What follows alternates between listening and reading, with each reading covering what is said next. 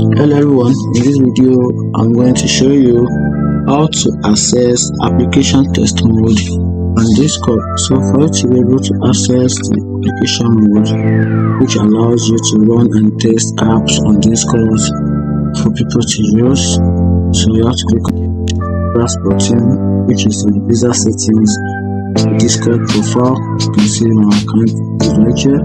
So you just go and scroll down a little, and we click on to for it. So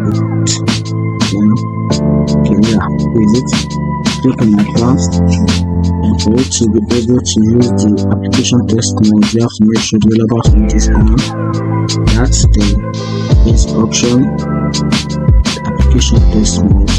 So for you to be able to use this application test mode, you must input the application ID, the port, which is, and then the URL type for the app or the embedded app name.